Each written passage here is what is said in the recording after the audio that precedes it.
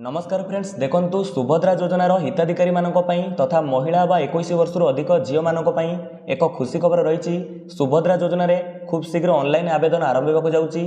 एठारे आपण माने देखि पारुथिबे कॉमन सर्विस सेंटर बा समस्त जनसेवा केंद्र निकट को सूचना आसी सारिची, नोटिफिकेशन आसी सारिची। ए वीडियो को आपण माने शेष पर्यंत देखंतु संपूर्ण विवरणी जानि परिबे केबे ठारु आरंभ होगा जाउची, केउ सब डॉक्यूमेंट रो आवश्यकता पड़िबो एवं किपरि आवेदन हबो। चलंतु आ डेरी करबानी वीडियो को स्टार्ट करि नबा। ता पूर्व आपको छोटिया अनुरोध, जदि आपण माने एपर्यंत आम चैनल को सब्सक्राइब करि नांती, एई चैनल रे एभली इन्फॉर्मेटिव वीडियो आपण माने देखिया पे चाहुचंती, तेबे निहात भाବରେ फ्रेंड्स आपण माने आम चैनल को सब्सक्राइब करि परिबे। एठारे देखि पारुथिबे जेमिति आमे पूर्वरु जानिचंती, एठारे लेखा जाइछि सुभद्रा राज्यर महिला मानक कल्याण पई एक अभिनव योजना। हिताधिकारी को 50,000 टंका आर्थिक सहायता वर्ष को 10,000 टंका आकार रे 5 वर्ष मध्य दिया जिवो। एठा रहिछि देखि पारुथिबे बयस सीमा 21 रु अधिक 60 रु कम, जोगुड़ा आमे पूर्व आलोचना करि सारिछे। देखंतु एठारे डॉक्यूमेंट विषय लेखा जाइछि तथा सुभद्रा योजना रे ऑनलाइन रे आवेदन करिया पई कोन कोन सब आवश्यक पड़िबो ताहा एठारे उल्लेख रहिछि।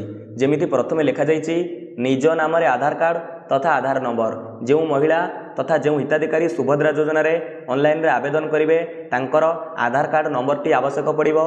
या सहित मोबाइल फोन नंबर आधार लिंक तथा से महिला जी सुभद्रा योजना रे ऑनलाइन रे आवेदन करिवे तांकर आधार कार्ड सहित मोबाइल नंबर टी बा फोन नंबर टी लिंक रहितिबा नितांत जरूरी अटे। जदि कोनोसी महिला मानकर माँ मानकर भौणी मानकर एपर्यंत आधार कार्ड सहित मोबाइल नंबर लिंक नहीं, लिंक करिनांती, दयाकरी आपण माने निकटस्थ आधार सेवा केंद्र को जाई तुरंत आपणकर आधार कार्ड सहित मोबाइल नंबर को बा फोन नंबर टी को लिंक करी रखंतु, कारण खूब शीघ्र सुभद्रा योजना ऑनलाइन रे आवेदन हेबाकु जाउची। तापर देखंतु तृतीय रे लेखा जाइछि एकक धारक बैंक अकाउंट, तले लेखा जाइछि आधार एवं डीबीटी सक्षम बैंक अकाउंट। अर्थात से महिला जी सुभद्रा योजना रे ऑनलाइन रे आवेदन करिवे तांकर एकक धारक बैंक अकाउंट रहितबा दरकार, तांको नाम रे एकुटिया बा सिंगल होल्डेड बैंक अकाउंट रहितबा दरकार एवं तांकर बैंक अकाउंट रे आधार कार्ड लिंक रहितबा दरकार। या सहित आधार कार्ड लिंक रहितबा सहित डीबीटी मोड बा direct benefit transfer mode enable रहितबा दरकार। एतिकी होउची डॉक्यूमेंट आवश्यक बा एतिकी जो रहिली कहिली आवश्यकता अटे कि सुभद्रा योजना रे ऑनलाइन रे आवेदन करिया पई। एतद व्यतीत अन्य कोनोसी जिनिस कोनोसी डॉक्यूमेंट आवश्यक पड़िबो नाही सुभद्रा योजना रे ऑनलाइन आवेदन करिया पई। एठारे टोल फ्री नंबर लेखा जाइछि, सुभद्रा योजना रो टोल फ्री नंबर जारी करा जाइछि। एहा होउची 14678 सुभद्रा योजना रो टोल फ्री नंबर। ता तळे देखंतु लेखा जाइछि स्पष्ट भाबरे एठी उल्लेख रहिछि मागणा रे आवेदन करिबाकू हिताधिकारी निकटस्थ जनसेवा केंद्र बा सीएससी कॉमन सर्विस सेंटर रे जोगाजोग करंतु।